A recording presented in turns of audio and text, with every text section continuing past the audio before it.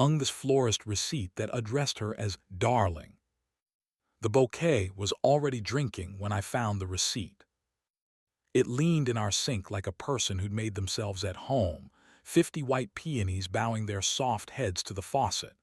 The stems had been cut scandalously short, the way florists do when they expect a room to understand arrangements. The apartment smelled like 1,000 weddings and one clean lie. Beneath the vase, curling damply against the porcelain, lay the truth with a bar code. Standing order, 1, 15 a.m. weekly. Deliver to Hubbalun, room 904. Note for the migraine nights, darling deserves moonlight. M. We'd always believed in an ordinary that didn't need applause. Aruna slept with her palm open on my ribs as if taking attendance of my breath. On Sundays, I ironed pillowcases because flat cotton feels like a promise you can keep with heat and time. Our balcony forgave being too narrow for 2 chairs by letting us take turns and calling it choreography. When it rained after midnight, we cracked the window so the city could wash its face while we washed each other's. She hooked her knee behind my thigh with a sailor's confidence, and my mouth kept rediscovering the nickel-bright heat beneath her collarbone, where breath remembers it can be flame. Lately, Drift had been learning our grammar. Rosemary emigrated from the kitchen and moved a perfume with a mineral backbone, citrus poured over stone, a scent that writes its initials on door frames. Her phone adopted a 2-note chime at 12, Zara sucks, and 12:11, a doorbell for a smaller, secret house. London, she said light-heartedly when I caught the pattern. Their morning keeps stepping on my midnight. She started showering in the dark and calling it migraine. I learned to shave by memory and called that devotion, because questions are expensive and answers bankrupt you. Evidence is the frightened man's hobby, and my sink had handed me a starter kit. I dried the receipt with a tea towel like I was reviving a sparrow, then photographed its damp confession. The florist's name, La Judon, had the self-esteem of serif italic. The order history showed dates that mapped a habit. Thursdays, always after midnight, always signed M. The delivery address changed every few weeks. Different floors of Hubbalun, like someone was testing which height flattered guilt best. Room 904 was recent last night. While I slept, mouth open, inelegant, in a bed that always pretended it was a harbor. We met in a stairwell on a night the elevator resigned. Stairwells tell the truth, she said, heels in one hand, grin rehearsed toward mischief. On the landing, she pressed her thumb to that thin place at my wrist and asked me to keep still while she learned me with her mouth. Later, in my bed, she slept with her palm on my ribs like gravity had asked men politely if it could be trusted and needed a witness. In the morning, light lay along her shoulder like a sentence that finally found its verb. I took a picture in my head and believed the room had sworn to remember us kindly. Now the room smelled like 100 peonies arguing for mercy. I listened to water run through petals and laid the receipt flat on the counter. The note was a performance. Darling deserves moonlight. She hates darling. She always has. It sounds, she once said, like a bell tied to obedience. I read the line until the letters stretched thin and still didn't break. At 7, Nuntun, she shuffled in wearing my t-shirt and the expression people use when they've slept as an alibi. You were up early, she said, kissing my mouth with accurate affection, the kind that recruits your body while sparing your hope. Her hair smelled like the mineral citrus that had recently colonized our corners.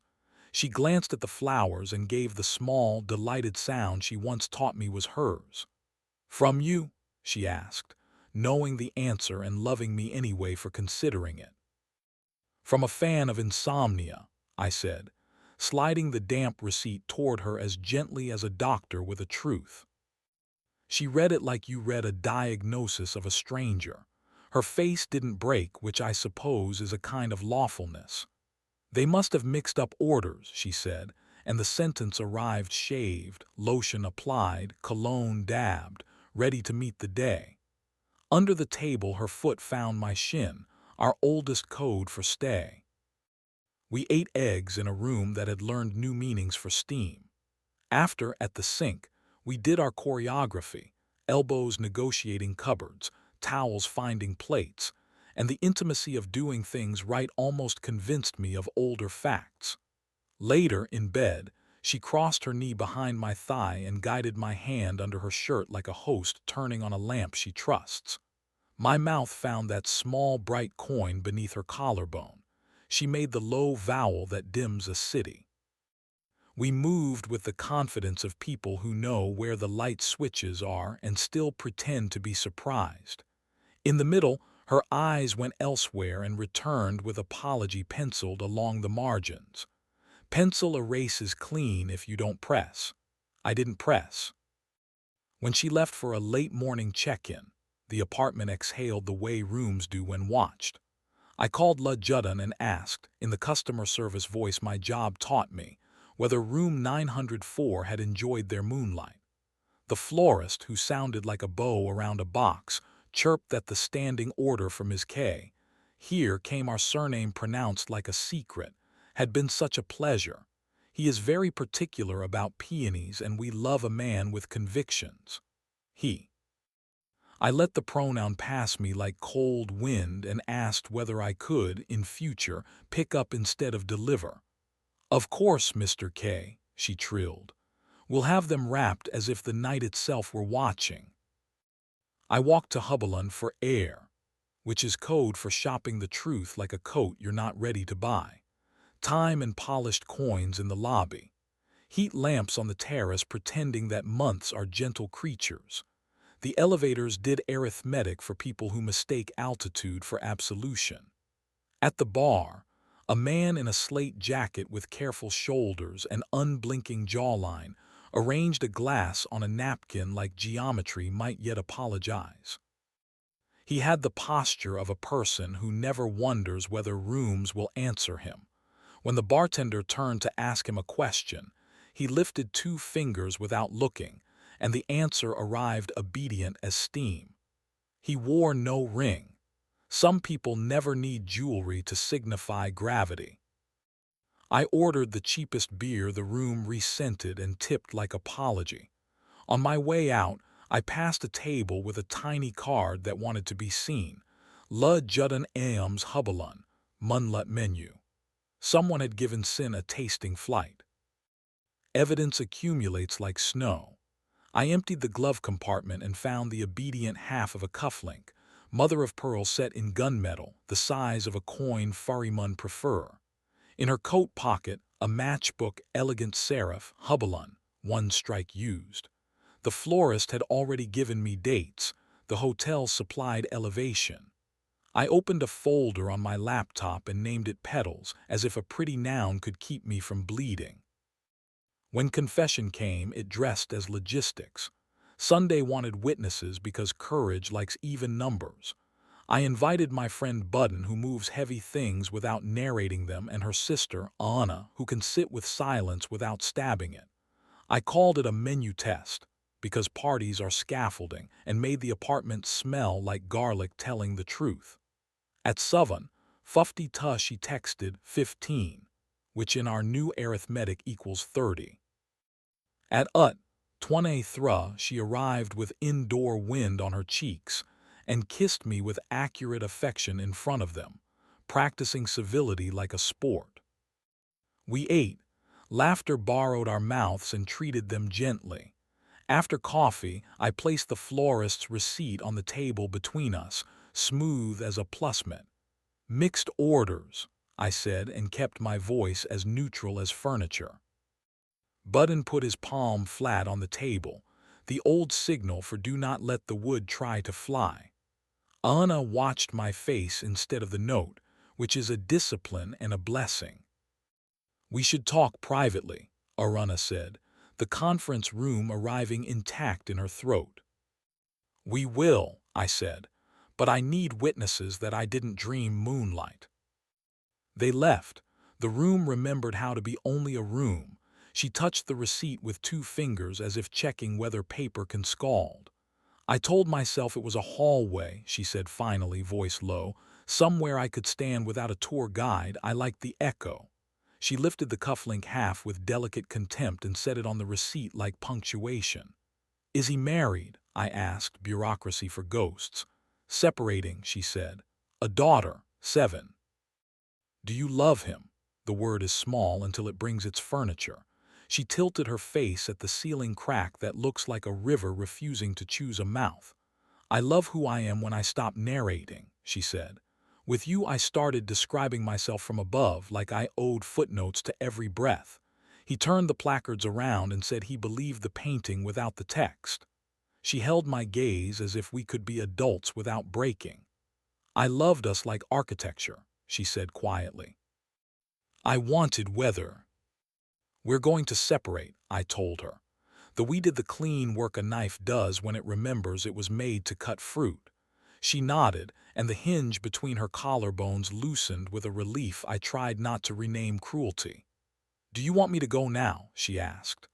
I want you to stop pretending migraines need peonies at 1:15 a.m., I said. Pick a door, I'll take the other. Leaving only looks fast to bystanders. She took the hoodie, the charger that fits everything and the scent that had trained our corners to flinch.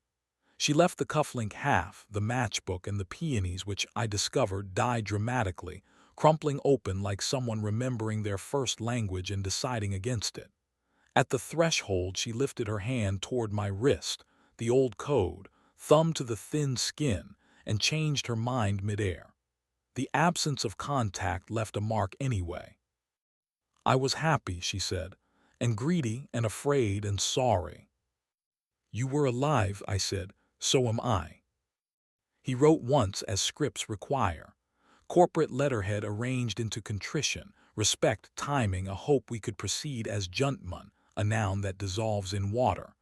I forwarded it to a lawyer whose office lives above a cobbler. The stairs smell like leather and old rain. She asked the only useful question. Outcome or scene? Outcome, I said, surprising the organ that budgets for drama. Good, she said. Bring boring, dates, doors, dollars, screenshots over speeches. One witness who loves you without auditioning. And don't send your heart by text. Judge's itch. I forwarded his note to Budden, who replied with the 3-word liturgy every stove deserves. Block, breathe, boil. I boiled water until the window wrote a softer weather over the city's hard face. The bed learned my outline again. The 2-note phantom chimed inside my skull at 12:11 for a week, and then stopped when I quit saving it a chair. I changed the Wi-Fi password to a sentence about bridges in motion and taped it inside the cabinet where the salt lives because faith should be findable. I ironed pillowcases badly and let the crease stand as a record, not a failure. The flowers lived their short opera. By Tuesday, the outer petals were papery, the inner ones still fighting for a life they weren't promised. I trimmed stems, exchanged water, learned that devotion and horticulture share a patience that doesn't always get a medal. On Wednesday, I carried them to the alley in 2 arms, light as gossip, and laid them in the compost like a choir lying down after an anthem. Desire didn't resign. It rearranged its shelves. Some nights my body remembers the exact pressure of her knee hooking behind my thigh and the soft, unreasonable sound she made when my mouth found heat under her collarbone. Memory is accurate and unkind. I let it sing to the chorus, and then I make tea. The kettle's small scream is the only emergency I answer after midnight. I press my thumb to the thin place at my wrist where her code used to land and listen to the sentence the body never misquotes. Here, here, here. Once, because endings itch, I walked to La Judden with cash and asked for nothing. The shop was all stems and mourning, buckets shining like promises. The florist behind the counter wore scissors like jewelry and greeted my sadness as if she'd met it before. Something bright, she suggested gently. Nothing, I said.